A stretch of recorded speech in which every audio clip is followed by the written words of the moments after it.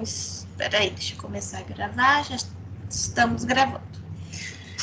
Se eu ver que a qualidade da rede está um pouquinho ruim, eu vou desativar a minha câmera, tá? Porque aí dá uma melhorada, mas a gente vai indo assim. A gente vai trabalhar hoje com a farmacologia dos relaxantes, né, musculares e dos anestésicos também. Então, a unidade 2.3, né, que a gente vai trabalhar hoje. Então, vamos lá. A escolha do tipo de anestésico, ela vai depender do objetivo, né? Vai depender da intervenção ao qual ela será feita, né? Ao qual ela foi escolhida. Se é diagnóstica, se é terapêutica, né? Um tratamento, ou se é cirúrgica, que é a maioria das vezes que esse anestésico é usado, né? Principalmente os gerais, na forma cirúrgica, a qual o paciente será submetido. Então, a depender da intervenção, do procedimento que esse paciente vai se submeter, é que vai ser feita a escolha do anestésico. Por exemplo, em cirurgias superficiais, pequenas ou procedimentos diagnósticos invasivos, os sedativos orais ou parenterais, né, de administração endovenosa, podem ser usados em combinação com anestésicos locais. Então, vamos supor, endoscopia. A pessoa é sedada, então há uma sedação, uma anestesia, digamos assim, e ainda assim é introduzido, né, um tubo não, como se fosse uma sonda, e nela é lubrificada com xilocaína, né, ou lidocaína, que é um anestésico local. Então, a depender da finalidade é que vamos fazer escolhas dos anestésicos e, né, de conjugar eles, ou não, ou fazer a escolha de um só ou deles juntos. Geralmente, os anestésicos gerais, além deles, eles vêm ainda combinados, né, com outros tipos de anestésicos. Então, na teoria, né, a anestesia geral deve produzir um estado neurofisiológico que é caracterizado por 5 efeitos. Então, quais são os 5 efeitos que a anestesia precisa causar no indivíduo? Perda de consciência, amnésia, ninguém lembra, né? Analgesia, não vai sentir nenhum tipo de dor. Inibição dos reflexos autonômicos, então não tem reflexo na anestesia geral. E relaxamento da musculatura esquelética, ou seja, o corpo ele fica totalmente imóvel, né? Totalmente sem nenhum tipo de movimento de contração muscular, de nada. A pessoa fica estática com anestesia geral. Então, ela precisa ter esses 5 efeitos, né? Para ser efetiva, eficaz. Atualmente, nenhum fármaco disponível no mercado resulta esses 5 efeitos que a gente viu aqui. Pessoal, se os slides estiverem com algum problema, vocês me avisam, tá? Que às vezes ele não... Tem pessoas que ficam só branco, tem pessoas que não aparecem, enfim. Qualquer coisa vocês saem, entra novamente, a gente vai se organizando. Então... nenhum fármaco usado isoladamente, ele tem esses 5 efeitos. Então, eles precisam ser combinados para que esses 5 efeitos esperados da anestesia geral sejam alcançados. Por isso, é comum o uso de combinações de fármacos injetáveis ou inalatórios, né, ou inalatórios, para tirar proveito das vantagens de cada composto. Ao mesmo tempo, né, que eles sejam... Só um minuto, gente, acho que tem gente com problema aqui. Ah, não, tá tudo certo. Então, usa-se a vantagem de que cada composto tem para função, né, anestésica, e faz a combinação deles para, né, objetivando minimizar ao máximo os efeitos adversos, né? E essa técnica é chamada de anestesia balanceada, que é quando você conjuga, né? Quando você combina 2 tipos de fármacos, né? Injetáveis ou inalatórios, para ter um efeito esperado. Então, você vai fazer essa combinação. O mecanismo de ação dos anestésicos gerais ainda não foi completamente elucidado. Então, ainda a hipótese, né, surgem algumas hipóteses sobre como eles vão agir nos sistemas corporais, né, e no sistema nervoso central, mas acredita-se que envolva diversos alvos moleculares inespecíficos no sistema nervoso central. Então, nesses anestésicos gerais, eles vão agir, acreditam-se, né, que a sua ação seja ligante em diversas moléculas, né, diferenciadas no sistema nervoso central. O que é contrário à clássica hipótese unitária, na qual um mecanismo geral explicaria a ação de todos os anestésicos. Então, é contrária à explicação de que os anestésicos agem da mesma forma. Todos os anestésicos gerais, eles agem da mesma forma. Não, eles já sabem que isso não acontece, mas ainda não foi elucidado exatamente em qual ligante esse receptor, qual é o receptor, né, que esse fármaco vai se ligar, qual é a ação que ele vai ter no sistema nervoso, mas é sabido que ele age no sistema nervoso.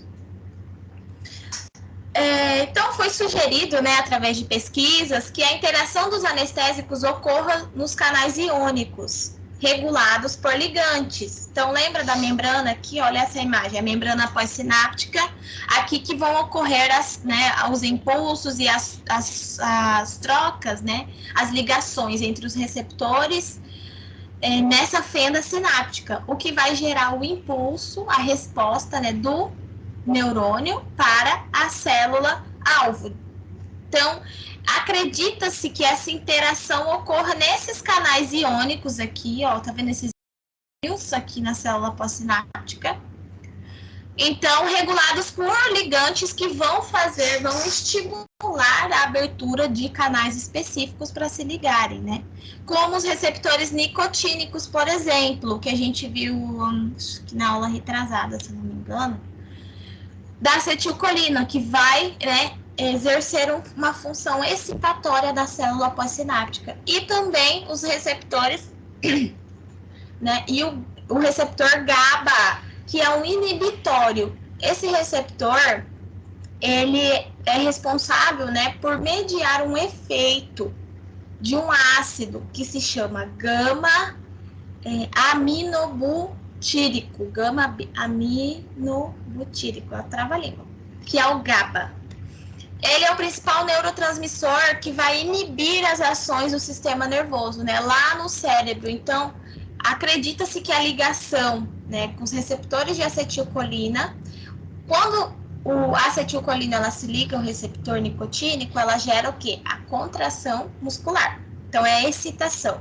Já o GABA, ele vai surgir um efeito inibitório. Ele se liga a esse ácido gama e ele faz esse efeito inibitório dos impulsos para o sistema nervoso central, né? Para o cérebro. Os anestésicos gerais, eles inibem os receptores nicotínicos. Então, a gente viu que os receptores nicotínicos, eles, né, recebem acetilcolina e fazem a contração muscular. Resumidamente, né, a gente já viu todo esse processo de degradação da acetilcolinesterase. Então, a gente já viu esse processo de ligação da acetilcolina. Geralzão assim, né? Então, eles vão se ligar, a acetilcolina vai se ligar a esses receptores nicotínicos e vai gerar a contração muscular. Por exemplo. Então, esses anestésicos, eles vão inibir esses receptores. Essa figura é um receptor nicotínico. Eles vão inibir esses receptores para que a acetilcolina não se ligue neles e não faça essa contração, né? Ou seja, o músculo vai ficar relaxado, a musculatura, na verdade, vai ficar relaxada e não vai, né, ocorrer contrações. A interação do fármaco com esse receptor nicotínico reduz a ativação máxima da célula, né? Reduz a ativação dos efeitos. Então, não há alteração da concentração máxima do fármaco. A alteração na ativação, a concentração máxima ainda é obtida. No entanto, a ativação máxima desse fármaco, ela não vai ser realizada por conta desse bloqueio de ligação da acetilcolina nos receptores nicotínicos, né? O que é chamado de inibição não competitiva, que não há competição entre a acetilcolina e o ligante, né, pelo receptor, no caso seria o receptor nicotínico. Então, não há essa competição da acetilcolina e do fármaco para se ligar, porque esses receptores vão estar inibidos.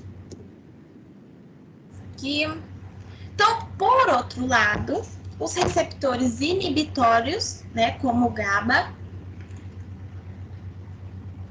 a gente viu que o GABA é um receptor que vai inibir a ação no sistema nervoso, né, vai inibir, na verdade, com que chegue a informação no sistema nervoso central, são potencializados pelos anestésicos. Então, os receptores inibitórios, os que vão fazer função de inibir os impulsos que o sistema nervoso vai receber, eles são potencializados com os anestésicos.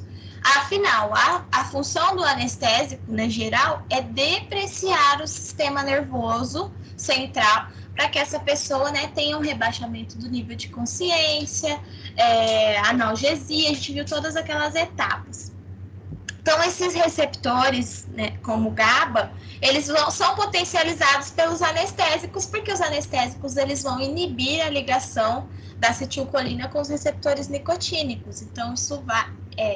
quando você tem um receptor inibitório, que já faz essa função de inibir essa ligação, ainda vai ser mais potencializada ainda pela ingestão, né? Pela ingestão não, porque não é por via oral. Pela administração desses anestésicos.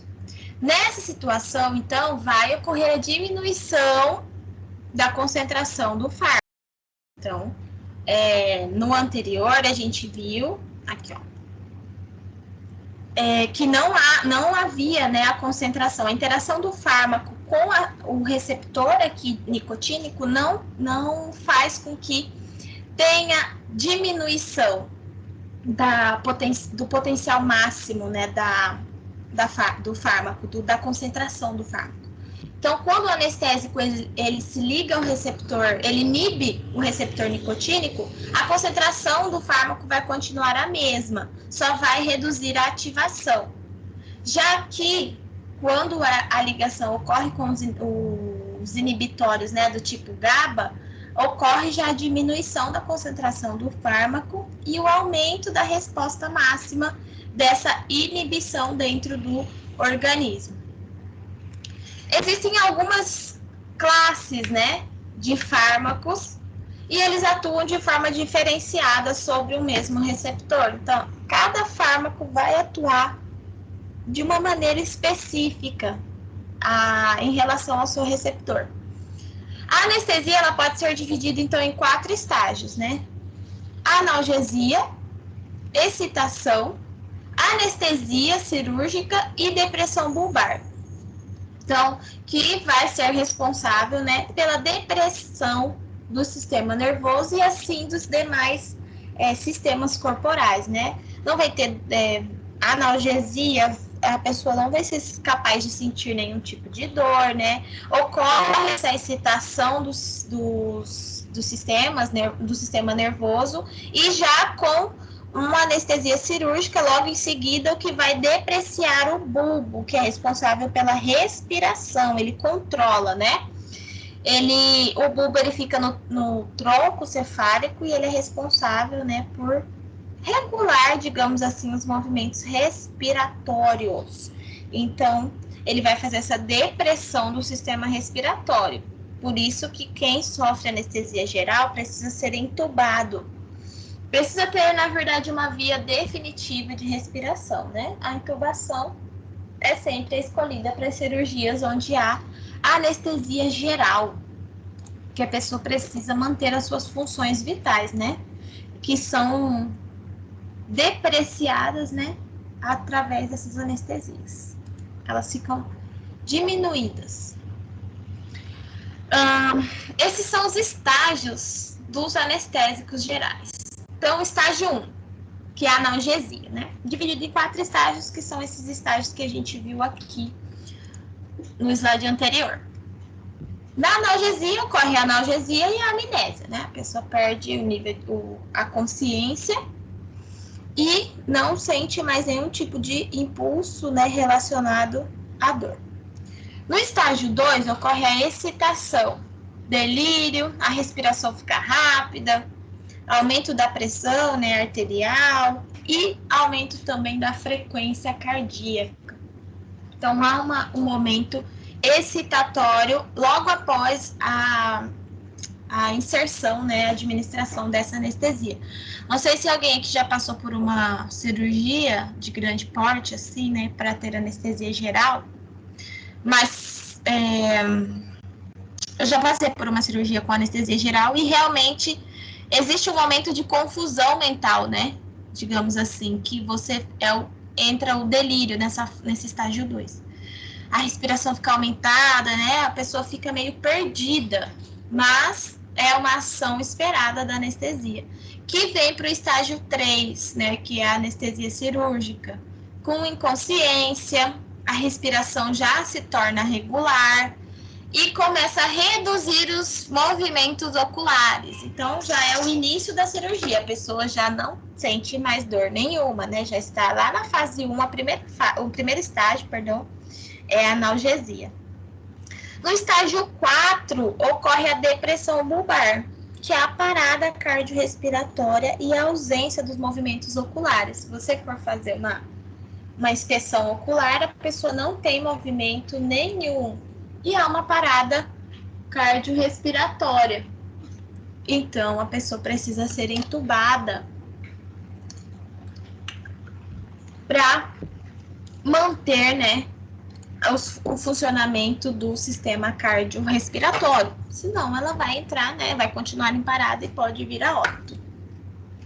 Então, por isso que a anestesia geral, ela precisa de um cuidado específico, né, e rigoroso durante também o processo cirúrgico, porque essa pessoa está com uma respiração artificial, né, mecânica. Então, a regulação da respiração dela vai ser diretamente influenciada por esse equipamento, que deve ter suas funções plenas, né?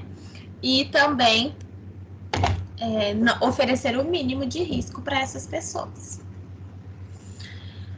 Os anestésicos intravenosos, eles têm indução rápida. A gente viu também na unidade 1, que quando a medicação é injetável, ela atinge o pico máximo muito rápido, é instantâneo. Não sei se vocês lembram daquele gráfico. Quando a medicação é injetada na corrente sanguínea, né, ou no músculo, ele já atinge o pico máximo instantaneamente. E isso é bom, porque é um efeito rápido, mas isso é ruim, porque é um efeito rápido. Então, caso ocorra algum tipo de erro, não será possível reverter, né? Assim, retirar a administração desse medicamento ou desse fármaco. É impossível. Quando você faz administração endovenosa, né, intramuscular, por via parenteral. Então, é uma indução rápida, pode levar alguns segundos apenas, e também são usados para manutenção da anestesia, né? Então, os intravenosos, tem uma anestesia geral, por exemplo, é usado muito os intravenosos para manter, né, a analgesia e a anestesia do sistema nervoso por mais tempo, né? Vocês já devem ter ouvido casos que a pessoa, eu acordei no meio da cirurgia. Então, acontece que a sedação, né, às vezes passa e a pessoa realmente desperta no meio da cirurgia, e aí é preciso fazer uma nova sedação e promover a manutenção dessa anestesia com todas aquelas 4 fases, né, a analgesia, seguindo, né, até a depressão bulbar. Então, essas pessoas precisam, os profissionais que estão envolvidos na cirurgia precisam estar atentos ao paciente que está sendo submetido à cirurgia, não só ao procedimento. Esses fármacos são lipofílicos, né? Então, eles têm uma membrana solúvel, né? Lipossolúvel em gorduras, em lipídios. Então, ela tem afinidade com a gordura, digamos assim, né? A gordura consegue transpassar por essas membranas. E atingem preferencialmente os tecidos lipofílicos, né? Tecidos que são ricos em lipídios, altamente vascularizados, como o cérebro, por exemplo. Então, eles vão fazer as suas ligações até eles conseguirem atingir, né, o órgão principal de ação, que é o cérebro. Existe um cuidado maior durante a administração, já que alguns dos fármacos não podem ser removidos facilmente do organismo. Então, injetável, uma vez injetado, é correr pro abraço, né? Ou não. Porque não tem como retirar aquele paciente, já que os fármacos não podem ser removidos facilmente. É muito difícil fazer a remoção de um fármaco endovenoso. Na hora que você administra, ele rapidamente vai ser espalhado pela corrente sanguínea no corpo inteiro.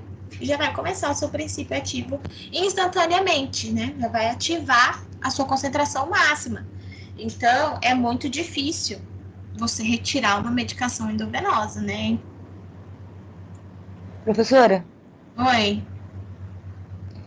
No caso, se a pessoa for alérgica, hoje é feito um teste, alguma coisa assim? Em cirurgia, sim. Ah, sim. Além da entrevista nela, que a pessoa faz, às vezes a pessoa fala assim, eu não sei se eu sou alérgica. Isso acontece, né? Às vezes a gente não sabe, principalmente quem nunca passou por nenhuma cirurgia assim. Se é alérgica a algum medicamento, a gente fala assim, que eu saiba, não. É a resposta que a gente mais escuta.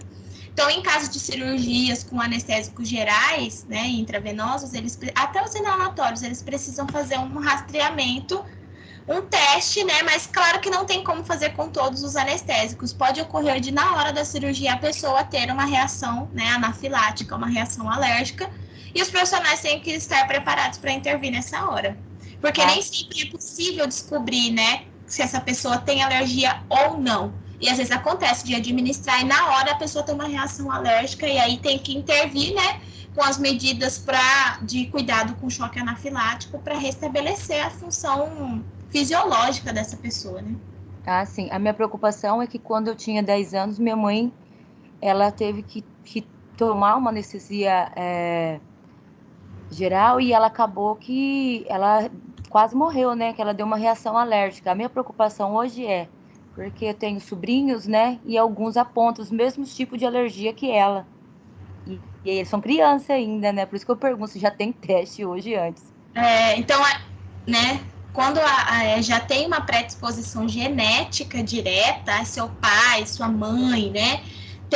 Aconselho que se for fazer esse tipo de procedimento, que já deixe isso claro para o médico, para o anestesista, que você, né, pode apresentar reação alérgica a tal medicamento, a tal tipo de anestesia, porque, né, minha mãe fez, e aí meus sobrinhos, né, no caso, você falando, apresentaram essas características. Pode ser que as outras pessoas da família também. Então é bom relatar isso para o profissional, porque se tiver uma segunda alternativa, ele já vai usar ela para não correr nenhum tipo de risco. Tá, ok. Bom. Professora, Oh. Qual que é a reação do corpo se, no caso, a pessoa acordar mais de uma vez na cirurgia, ela tem que tomar, tipo, anestesia a mais? Tem uma dosagem máxima, né? Não pode ser ultrapassada essa dosagem máxima. Caso a pessoa mantenha-se acordado, muitas vezes eles optam por fazer cirurgia acordado. Porque a pessoa não vai sentir dor, porque a analgesia, né, é completa e ela pode ser substituída também por um anestésico local. Mas, se a pessoa acorda mais de uma vez e já foi dada a dose máxima, né, aí vai entrar numa dose tóxica, eles optam, a maioria das vezes, por deixar a pessoa acordada mesmo. Ela não tá sentindo dor, só vai ser incômodo, né? Como no parto cesariano, por exemplo. Tem anestesia, né, a raquianestesia, a pessoa fica acordada. Ela vê todo o processo, ela acompanha todo o processo, sim. Claro que ela não vê fazendo a cirurgia, porque tem todo um tampão, né? Todo um procedimento. Mas se a pessoa acorda no meio de uma cirurgia, desde que ela não tenha espasmo, né? Porque vocês vão ter a oportunidade de ver na carreira de vocês, quando geralmente a cirurgia de grande porte, né? A pessoa fica com os membros amarrados, né? Contidos. Porque às vezes ela acorda e tem o reflexo de querer levantar pelo susto, né? Pelo reflexo neuromuscular. E aí eles são contidos para não ocorrer nenhum tipo de acidente durante a cirurgia. Cirurgias de grande porte, geralmente, que demoram, né? Tem essa conduta. Então, se a pessoa acordar várias vezes, né, supondo, e tiver aquela já no limite da dose para toxicidade, eles permitem, a maioria das vezes, que a pessoa fique acordada mesmo. Só fazendo a analgesia, né, para ela não sentir dor, claro, mas ela fica consciente, não, fica acordada, né, nem sempre consciente, às vezes um pouco confusa por conta da anestesia. Igual pessoas que saem da sedação endoscopia. Não sei se vocês já perceberam, a pessoa sai totalmente desorientada, porque, né, mexe com o sistema nervoso central dela. Acho que eu respondi isso. Professora, uma vez eu caí da poltrona de cabeça, porque eu fui inventar de levantar. Da endoscopia? Isso. É isso mesmo. A pessoa sai totalmente desorientada. Eu nunca vi, mas já acompanhei. A pessoa fica desorientada. Porque, né, a sedação atinge o sistema nervoso, a pessoa precisa de uma recuperação. Por isso sempre falam, você tem que ir acompanhado. Né? A pessoa fica esperando, e aí pode acontecer isso. Você levantou, caiu, porque os seus sistemas corporais, né, seu sistema músculo-esquelético, ele ainda estava depreciado, não conseguiu manter você em pé, daí você caiu. Então, aconselho esperar a sedação passar para levantar. Depois da cirurgia, a gente tem o quê? A sala de recuperação pós-anestésica. Não sei se vocês já tiveram centro cirúrgico, mas disciplina, né, de centro cirúrgico. Mas tem essa sala de recuperação pós-anestésica que vai fazer essa recuperação da pessoa para que ela, né, se restabeleça as suas funções.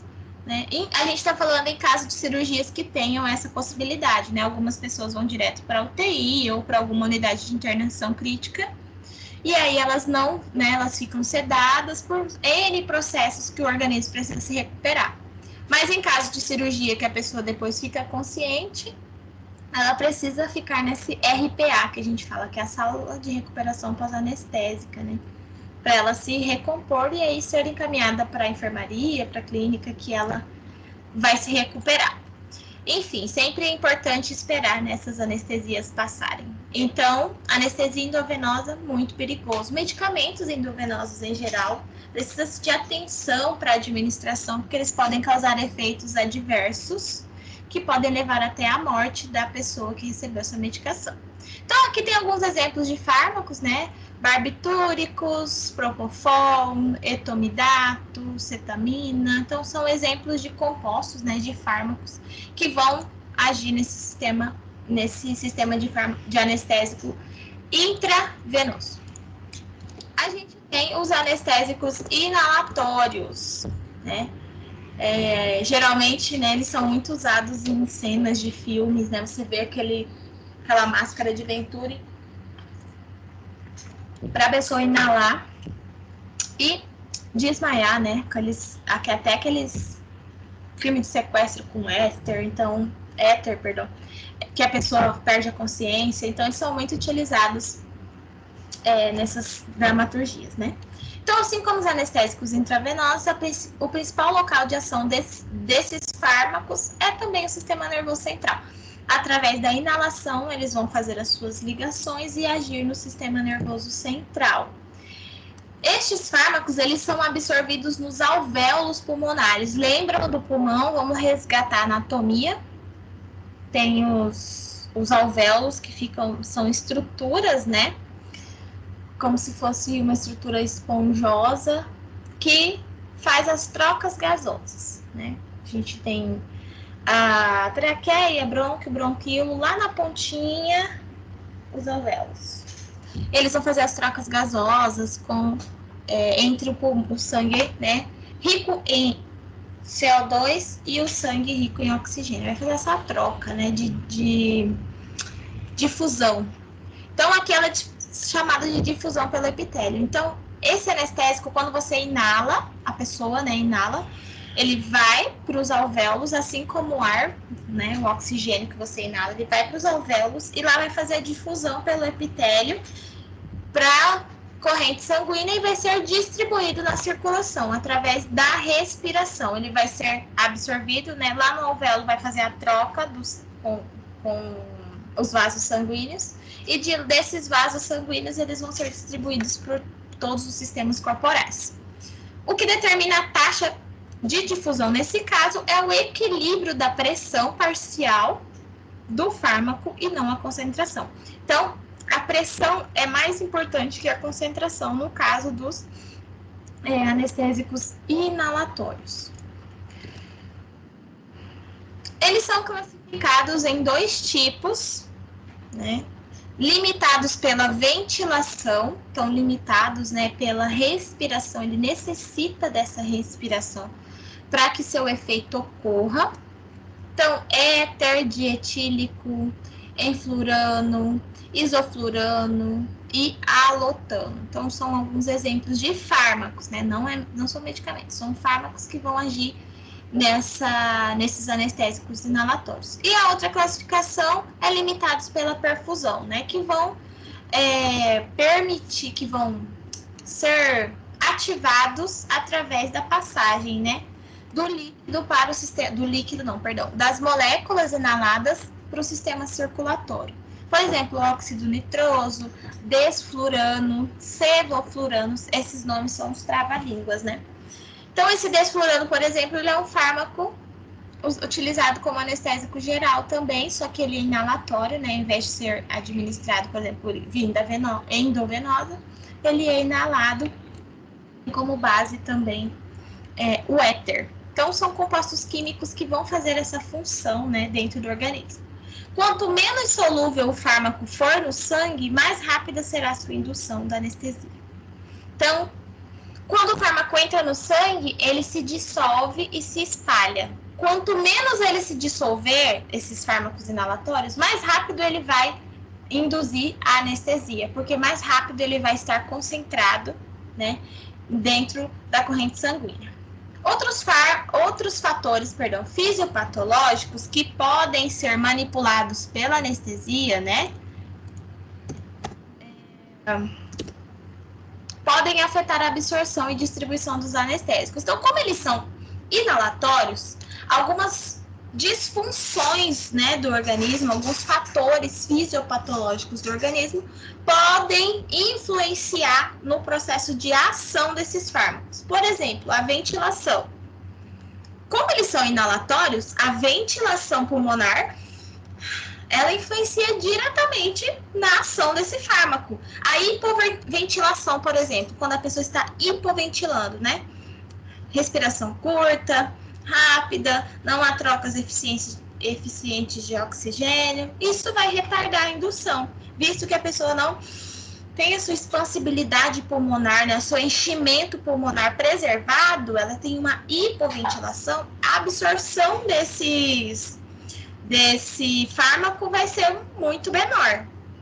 Outro fator que pode também influenciar a alteração do débito cardíaco, que resulta em alteração do fluxo sanguíneo nos pulmões. Então, o débito cardíaco, né, a quantidade desse sangue circulante no organismo, se ele estiver baixo, né, às vezes tem alguma disfunção nas câmaras cardíacas em relação à sístole e diástole, e esse sangue ele não é irrigado de forma correta, né, de forma fisiológica. Então, isso vai alterar o fluxo e, consequentemente, vai alterar o fluxo nos capilares pulmonares. Então, os alvéolos, eles fazem as trocas com os capilares pulmonares. Se esses capilares sanguíneos, né, pulmonares, estão com baixa vascularização, digamos assim, com seu fluxo sanguíneo diminuído, essas trocas também vão ficar comprometidas. O que vai comprometer a indução da anestesia, porque vai demorar mais para ser distribuída na corrente sanguínea, né? Olha lá. Uma diminuição do débito cardíaco acelera, né, a indução. Estados patológicos, exemplo, choque hemorrágico, doença pulmonar obstrutiva crônica. Então, choque. Quando o corpo entra em choque, significa que há uma descompensação dos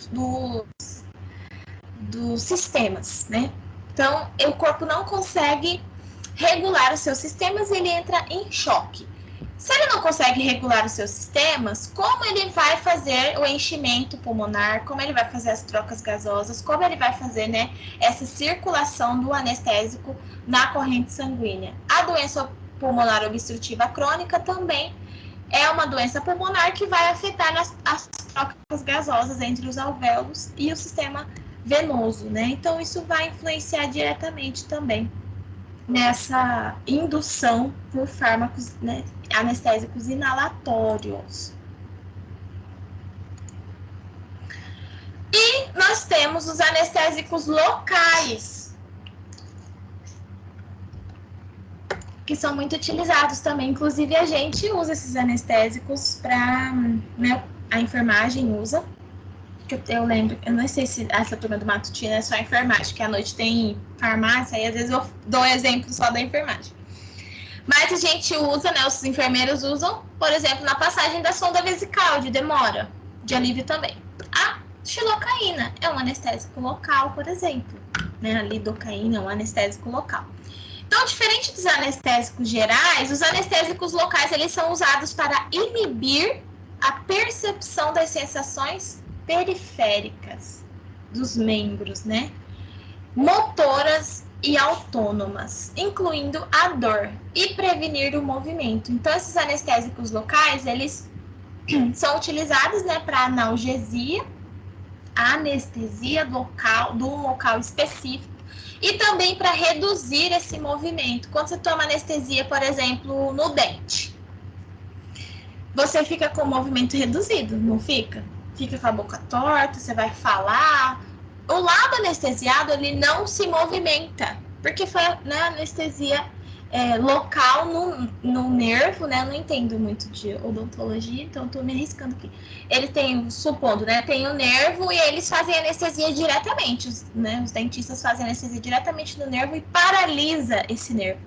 Então, como esse nervo está paralisado, não há receptores de dor, né? Não tem nociceptivos que eles vão receber essa informação de dor e enviar para o sistema nervoso.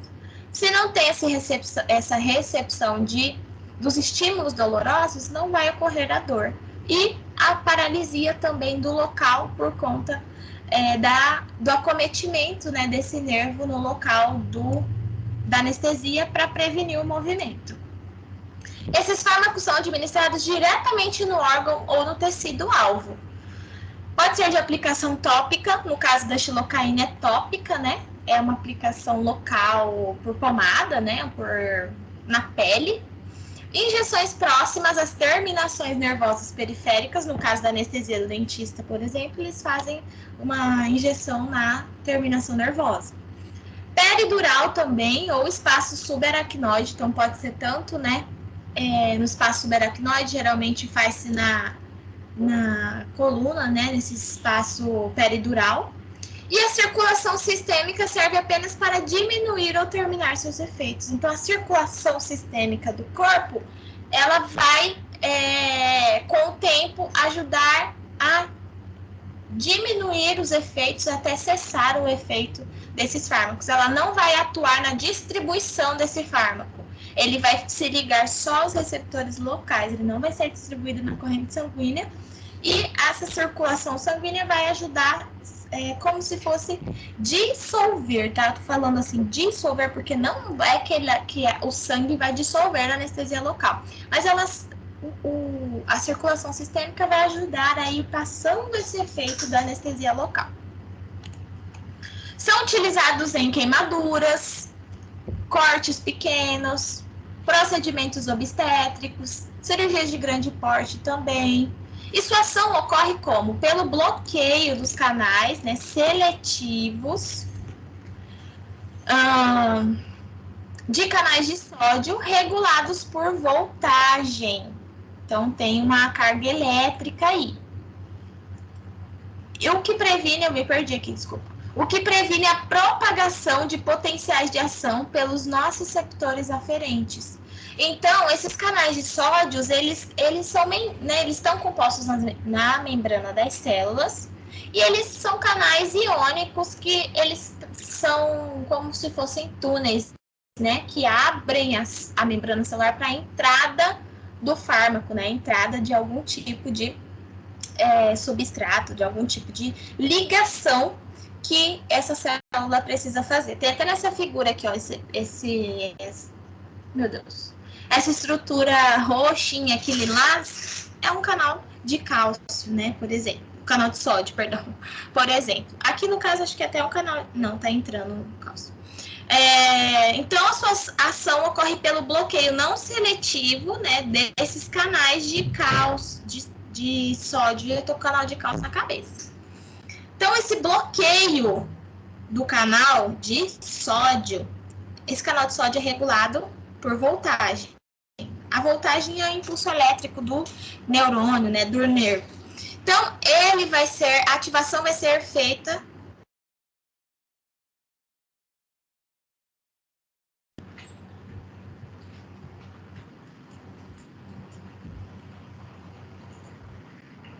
Voltei. Socorro, arroba Deus, me ajuda. A internet tinha caído, gente, porque apareceu aqui para mim. Então, bloqueando esses canais de sódio,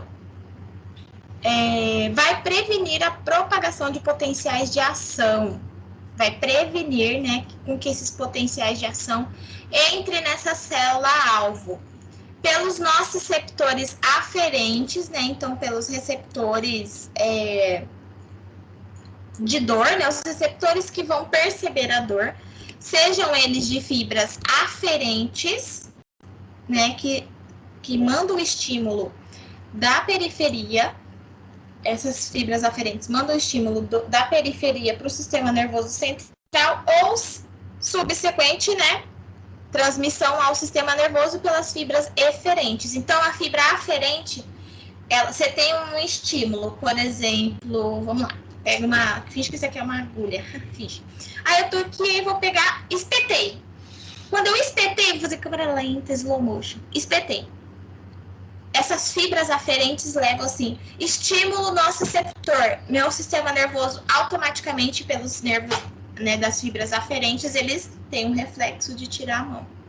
Então, isso é um reflexo motor, porque a minha fibra aferente levou a informação, processou, e a fibra eferente já puxou a minha mão. Só que isso é assim, né? Instantâneo.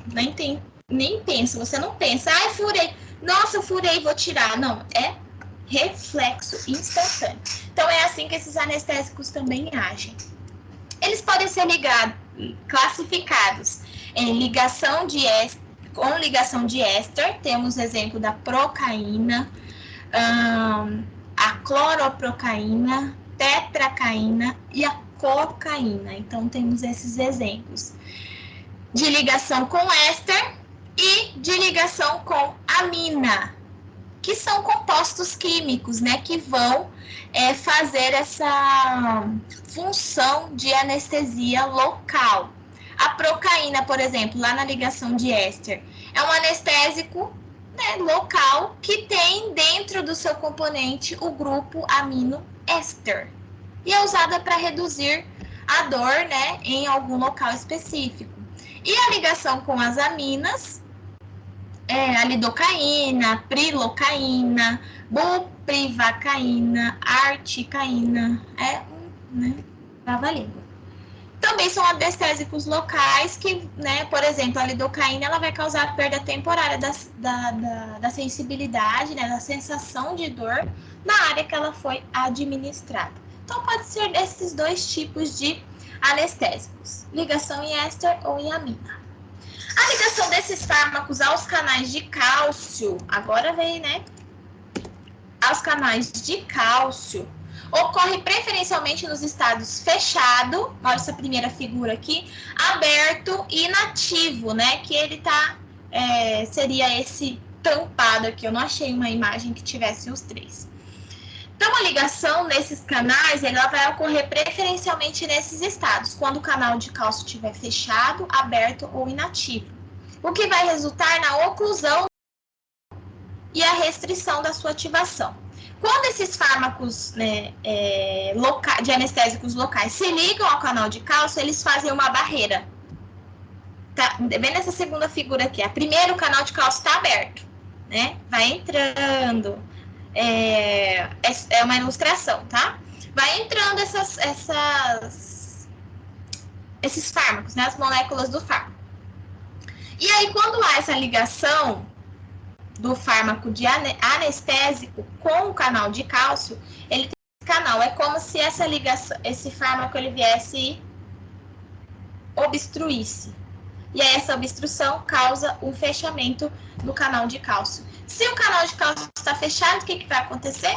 Não vai ocorrer ligação, não vai ocorrer, né, nenhum tipo de efeito nessa célula. Então, a ativação desses canais de cálcio, eles dependem, né, de fatores, por exemplo, como o impulso elétrico, a voltagem, a lipossolubilidade dos fármacos, e permite, né, que o cálcio entre nas células. Então, se esse canal de cálcio estiver fechado, ele não vai ter essa entrada de cálcio. A entrada de cálcio na célula vai fazer a contração também muscular. Se esse canal está fechado, o cálcio ele vai chegar e vai encontrar o canal fechado, então não vai entrar na célula. E isso vai causar uma paralisia daquele espaço, porque ele é local, por um determinado tempo de ação. O uso dos anestésicos locais leva à perda de função, né, em uma ordem. Primeira e segunda dor, a temperatura, perde-se o tato, a propriocepção também, que é essa capacidade de reconhecer a localidade espacial do corpo. Então, quando a pessoa tem uma administração de anestesia local, a depender da magnitude, né, do tamanho dessa anestesia, ela perde a noção de onde o membro está. Não consegue saber se o membro está em cima de uma mesa, se está, né, suspenso. Então, acontece isso na anestesia local, né, que a pessoa perde essa percepção espacial de pressão, de posição, estiramento do tônus muscular, ela perde a orientação de onde está aquele membro. Claro que ela vai olhar, né, e ver onde está, mas se ela não olhasse, ela não conseguiria ter a percepção de como está aquele membro, se ele está virado, se ele está em posição ortostática, como ele está. O tônus da musculatura também, ela perde esse tônus da musculatura esquelética e perde a tensão voluntária também, que é um bloqueio funcional diferencial, que as fibras nervosas, né, elas têm diferentes funções de sensibilidade distinta aos anestésicos. Então, cada fibra vai agir de uma forma. O bloqueio diferencial dessa sensibilidade, de acordo com a concentração do anestésico, vai fazer com que, né, não haja tensão muscular e nem contratura da musculatura esquelética, né? O tônus da musculatura faz parte dessa contração, né? A capacidade de contração desse tecido, né, músculo-esquelético. Então, se há esse bloqueio funcional, essa tensão voluntária do músculo e o tônus da musculatura é perdido por conta desses anestésicos locais. Por isso, alguns anestésicos locais bloqueiam a nocicepção. Então, bloqueia, né, os receptores, os mecanismos que os estímulos periféricos são transmitidos ao sistema nervoso. Então, ele bloqueia a percepção de estímulos nocivos, estímulos dolorosos. Então, quando você tem um estímulo nocivo, por exemplo, espetar o dedo, ele leva uma informação que vai gerar a resposta de dor. No caso desses anestésicos, eles vão bloquear essa recepção, né, essa ligação à nocicepção, mas com pouco efeito sobre a função motora. Então, eles bloqueiam essa dor, né, eles provocam a cessação da dor, da analgesia, mas a maioria desses fármacos locais não tem alteração na função motora do sistema musculoesquelético. A inibição do canal, né, desse canal nociceptivo, é dita como tônica quando o tempo entre potenciais de ação é maior que o necessário para a dissociação do fármaco, né, para a decomposição, né, a degradação desse fármaco no canal de sódio. Então, ela é tônica quando o tempo de ação é maior que o tempo necessário para ele se dissolver. Você fica muito mais tempo, por exemplo, anestesiado do que, né, e aí, depois que esse tempo passa, a anestesia ela vai saindo de forma bem rápida, a anestesia local. E a inibição é fásica se o tempo necessário para estabelecer o equilíbrio entre os potenciais de ação, né, é insuficiente. Então, às vezes, o tempo para que tenha um potencial de ação e depois volte ao equilíbrio, né, da homeostase daquele tecido que foi anestesiado é insuficiente, é chamado de inibição fásica. São classificações, né, dos tipos de inibição desses anestésicos. Vale ressaltar que, além dos canais de sódio, os anestésicos locais podem se ligar com menor afinidade também ao canal de potássio, de cálcio, regulados por ligantes, como receptores nicotínicos, a proteína G, acoplados à proteína G. Então, não sei se vocês lembram das últimas aulas, acho que também foi a retrasada dessa proteína, como os muscarínicos, entre outros, né? Então o receptor de acetilcolina é o receptor de noradrenalina. A gente tem também uma classe dos relaxantes musculares, né? Que são medicamentos, são fármacos, né? Amplamente utilizados em medicamentos de venda, né? Geral, de uso geral. A magnitude do potencial na placa motora é proporcional à quantidade de acetilcolina liberada na junção neuromuscular.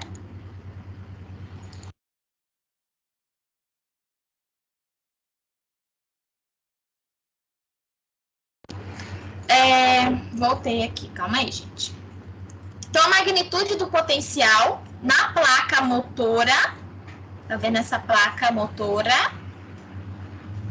É proporcional à quantidade de acetilcolina liberada. Então, quanto mais acetilcolina for liberada, maior vai ser o potencial de ação desse relaxante na placa motora, que é liberada pela junção neuromuscular. Então, vamos ver aqui nessa figura, ó.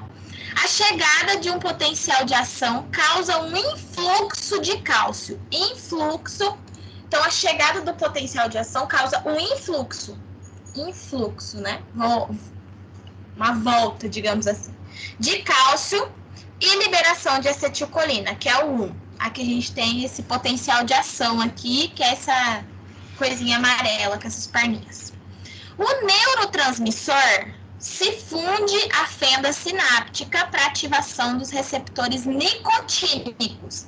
Então, o número 2 são os neurotransmissores que vão ativar os receptores nicotínicos que vão receber a acetilcolina na placa motora, né? Que esses receptores aqui, ó, esses neurotransmissores, perdão, número 2. Resultando na contração da fibra muscular. A fibra muscular é essa parte rosa aqui, mais externa, né? E via miofibrina, que é esse microfilamento dentro da fibra muscular. Então, o que vai acontecer? Vai chegar vai chegar um potencial, um fármaco, ele vai, né, que é rico em acetilcolina, em cálcio, e vai se ligar a essa membrana, a fenda sináptica, né, esse músculo, essa fibra muscular. Esse neurotransmissor que se ligou, ele vai liberar acetilcolina e vai ativar os receptores nicotínicos. Então, ativando os receptores nicotínicos, esses receptores vão fazer a absorção dessa acetilcolina através dessa ligação. E isso vai resultar na contração do músculo através das miofibrila. Então, supondo que meu dedo é miofibrila, minha mão é o músculo. Vai acontecer essa contração através da ligação da acetilcolina. E isso isso que faz com que aconteça a contração muscular. Então, a contração é resultado da acetilcolina ligada, né, ao receptor nicotínico. Então, concorda-se que quanto maior a quantidade de acetilcolina, maior vai ser o potencial nessa placa motora, né, nesse músculo, no caso ali. O relaxamento da musculatura esquelética e a paralisia podem ocorrer em diversos locais, a caminho do sistema nervoso até as miofibrilas. Então, miofibrila, aí tem a fibra muscular, aí tem o músculo, aí do músculo tem o tecido, do tecido vai para os receptores aferentes e aí vai para o sistema nervoso central, eferentes, perdão. Então, até que ele chegue lá, ocorrem vários processos. Então, o relaxamento da musculatura, ele vai ocorrer gradativamente e pode ocorrer em todas essas... Em todos, como que eu digo? Todos os processos desse caminho até chegar no sistema nervoso.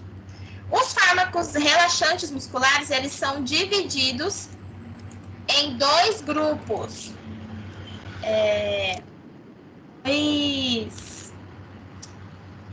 Dois grupos mesmo, tá certo. Eu achei que eu tinha falado errado. Bloqueadores neuromusculares. aqueles usados durante procedimento cirúrgico, com anestesia local e UTI, por exemplo, que vai induzir a paralisia muscular. A gente vai ver mais especificamente. Os espasmolíticos, que são usados para reduzir a espasticidade em condições dolorosas variáveis, como dor nas costas, crônica, fibromialgia. E os bloqueadores, então, neuromusculares, eles fazem o bloqueio da junção da placa motora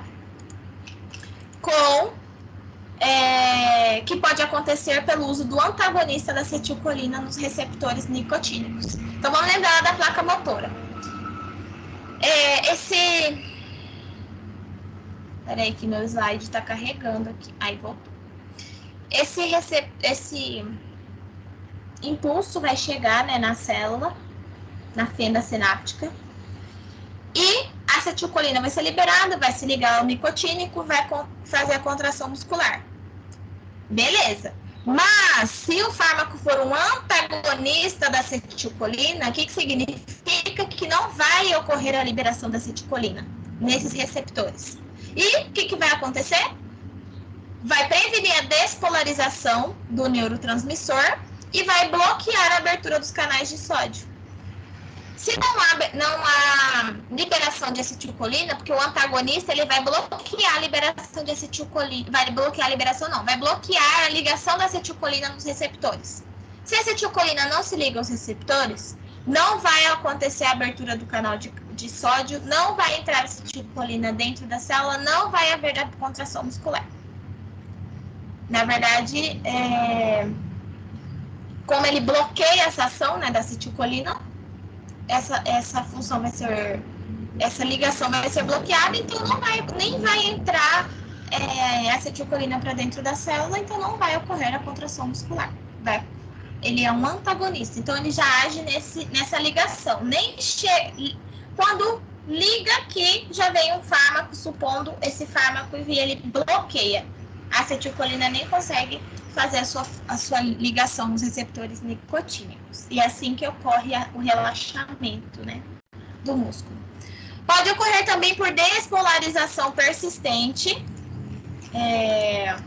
essa despolarização, que dessensibiliza a placa motora, né? Aqui fala pelo uso de succinilcolina, que ocupa o receptor e bloqueia, né, o canal de recepção, né? O canal de... Oh, meu Deus, passei aqui. O canal de sódio. Calma aí.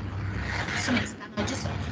Então, ela pode ocorrer tanto pelo antagonista da acetilcolina aos receptores, então nem faz essa ligação, a acetilcolina não vai se ligar aos receptores nicotínicos, ou eles podem agir também dessensibilizando a placa motora, que seria a fibra muscular, né?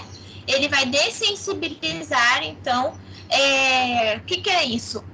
Ao invés dessa placa motora estar sensibilizada para receber acetilcolina, ela vai receber essa succinilcolina, que ela vai imitar, ela vai enganar, digamos assim, essa placa motora. E aí, como a acetilcolina não vai entrar dentro da placa motora, não vai acontecer a contração, porque essa succinilcolina, ela enganou a placa, ela fechou, ela se ligou e fechou os canais para não entrar acetilcolina. Também vai ocorrer a falta de contração e relaxamento do músculo. Todos os compostos desse grupo são polares e inativos por via oral, então não podem ser administrados por via oral e por isso precisam ser por via parenteral, né? Esse tipo de relaxante neuromuscular, ele não é feito por via oral.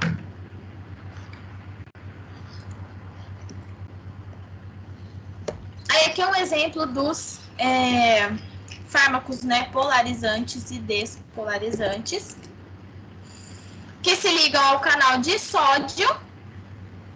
Esses não despolarizantes, eles não fazem a abertura desse canal de sódio, então eles impedem que esse canal seja aberto, e os despolarizantes, eles abrem esse canal, mas eles, a partir do momento que esse canal é aberto, quando há entrada desses bloqueadores, eles criam um tampão, né, nesse canal de sódio para que não haja mais a entrada de acetilcolina. Os relaxantes musculares, então, a ação da succinilcolina pode ser dividida em duas fases. Então, essa ação ela tem duas fases de ação, né? A despolarização, que é resultante da ligação do fármaco aos receptores nicotínicos, que despolariza a placa motora e libera íons de cálcio no retículo sarcoplasmático. Então, essa despolarização, ela resulta da ligação do fármaco. O fármaco vai se ligar aos receptores nicotínicos. Ao invés de ser a acetilcolina, quem que vai ligar? A succinilcolina. Ela vai despolarizar essa placa motora e liberar íons de cálcio no retículo sarcoplasmático, que é esse retículo aqui do sistema muscular, né? Da fibra muscular. Então, ela vai inibir essa contração muscular através da ligação com os receptores que deveriam ser da acetilcolina, mas é a succinilcolina que se liga a esses receptores, inibindo essa ação. Em condições normais, a acetilcolina se dissocia do receptor após a despolarização e é hidrolisada pela acetilcolina esterase, que é uma enzima, deixando a célula muscular livre para o próximo sinal.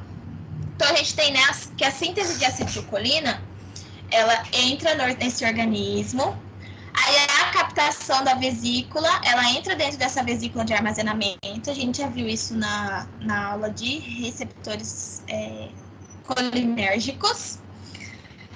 Ocorre a liberação do neurotransmissor na fenda sináptica e esse neurotransmissor de acetilcolina, ele vai se ligar ao receptor, aqui no caso, um receptor muscarínico, e vai ocorrer ainda a degradação da acetilcolina pela enzima acetilcolina esterase. Espera aí que deu interferência aqui na internet. E vai acontecer a reciclagem da colina. O acetil, ele vai se ligar a esse receptor e a colina vai ser reabsorvida e passar por esse processo de síntese novamente.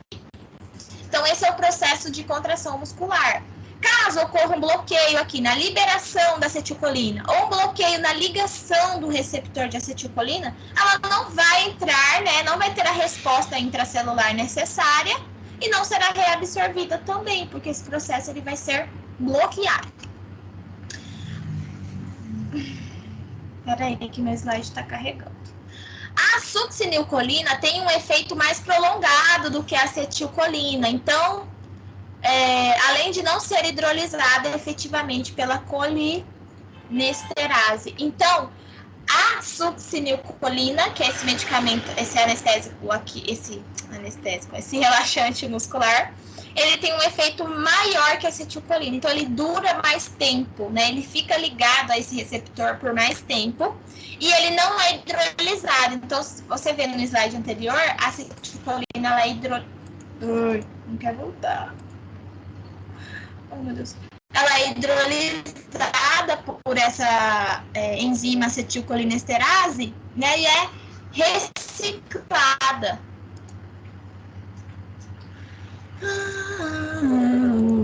Meu Deus. Voltou. No caso da succinilcolina, ela não é hidrolisada, então ela fica mais tempo nessa ligação com o receptor. A despolarização promovida pelo fármaco deixa a membrana irresponsiva, então ela não tem impulso, ela não tem resposta motora. Assim, a célula muscular não é capaz de repolarizar, levando a um estado de paralisia flácida. Então, a despolarização que o fármaco faz nessa fibra, né, deixa ele paralisado. Ele não consegue responder aos impulsos porque ele não tem ligação da acetilcolina.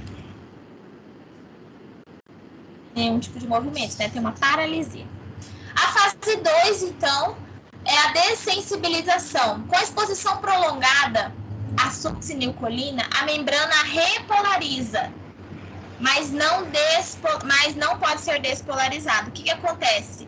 Ela cria uma resistência.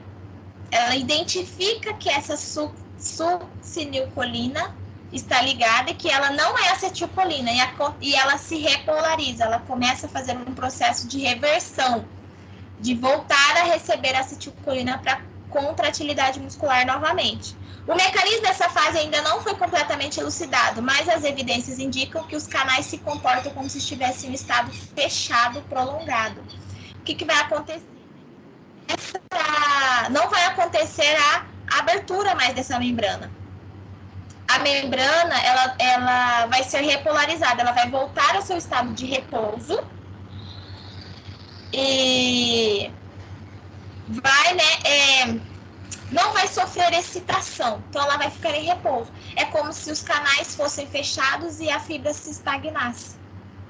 Então, essa dessensibilização, quando a pessoa fica muito tempo submetida a esse relaxante muscular, né, o fármaco succinilcolina, ela pode sofrer essa estagnação da membrana, da fibra muscular, e ter uma paralisia mais prolongada. E aí precisaria de outro fármaco para reverter essa situação. Por isso que esses relaxantes musculares, né, principalmente os endovenosos ou injetáveis, né, são muito perigosos em dosagens excessivas, né, todos os fármacos.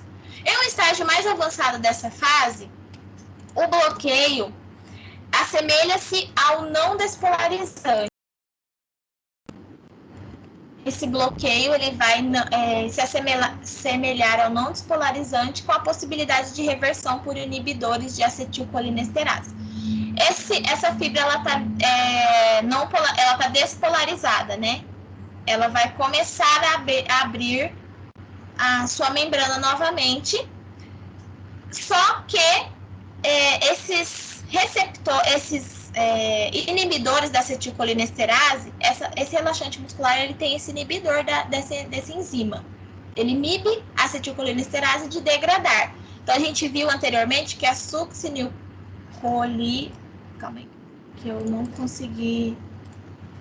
Cadê? A succinilcolina, são os nomes muito complicados. Ela inibe, né, essa acetilcolinesterase, ela não é degradada. A gente viu que ela não é degradada, por isso ela fica mais tempo no organismo. No estágio mais avançado já dessa fase de, né, despolarização, vai acontecer a abertura dessa membrana, novamente, da fibra muscular, e a possibilidade de reversão desses inibidores. Então, vai fazer com que esse fármaco seja mais absorvido. E temos a última classificação, que são os espasmolíticos. A espasticidade é caracterizada por um aumento dos reflexos de estiramento e tônico, né? Estiramento tônico, dos espasmos musculares e da fraqueza muscular. Esses fármacos, então, eles aumentam esses reflexos e é usualmente associada com lesão medular, paralisia cerebral e acidente vascular cerebral. Essas condições muitas vezes envolvem funções anormais do intestino e da bexiga. Então, se não há essa espasticidade, essa contratilidade, pode desencadear patologias intestinais, na bexiga, por exemplo, a incontinência urinária, né? Não tem o espasmo, a contração do esfíncter. E assim como o músculo esquelético também, ele pode sofrer essa paralisia, né? Esse relaxamento, e esse relaxamento ser patológico. Não sei se vocês já viram, tem uma paralisia facial, que a pessoa fica com metade do corpo paralisado, metade do rosto. Isso é um exemplo também de relaxamento muscular, né, patológico.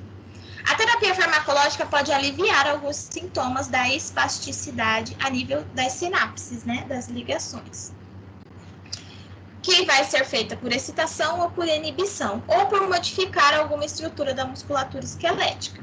Alguns fármacos podem agir facilitando a ação do ácido gama aminobutírico, que é o GABA, que a gente viu lá no comecinho da aula, ou ainda assim imitando a ação dos neurotransmissores, né, que é o caso também do diazepam, por exemplo, que tem um efeito, né, calmante do sistema musculoesquelético, sistema nervoso.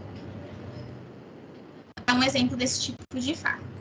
O GABA, né, este GABA, que é essa enzima, esse ácido, perdão, gama, ele é um inibidor, né? Então, ele vai inibir, como que eu explico? Ele vai inibir a chegada de impulsos ao sistema nervoso central, né? Ao cérebro. É o principal neurotransmissor, lá, inibidor do sistema nervoso central. E está relacionado com a regulação da excitabilidade neural em todo o sistema nervoso e tônus muscular. Então, se esse GABA ele é um bloqueador, ele vai bloquear a ação, né, do sistema nervoso central e não vai garantir a excitabilidade neural dos sistemas também musculares, do tônus muscular. Então, a pessoa vai ficar paralisada. O fármaco dantroleno age interferindo nessas fibras musculares, afetando o acoplamento, excitação, contração. Então, ele vai afetar essa transmissão de impulsos para excitação. Esse fármaco é um relaxante muscular, esse dantroleno, que age, né, através da abolição, então, dessas células, dessa contração das células musculares. Por isso, fica impossibilitado de fazer movimentos, porque se as células não se contraem, elas não têm possibilidade de executar seus movimentos. Certo? Outros fármacos, carisoprodol, por exemplo, clorfenazina, ciclobenzaprina, metaxazolona, são usados para aliviar os espasmos musculares agudos causados por traumas, né, em tecidos, mas são ineficazes no tratamento de espasmos por paralisia cerebral ou trauma na medula espinhal. Pesquisadores sugerem que esses fármacos atuam principalmente no tronco cerebral. Então, alguns fármacos, por exemplo, essa classe de fármacos, alguns relaxantes musculares, eles são utilizados para minimizar o tônus muscular patológico, por exemplo, pessoas que têm, né, reflexos, pessoas que têm a contratilidade muscular ocorre de forma involuntária, pessoas que tremem muito.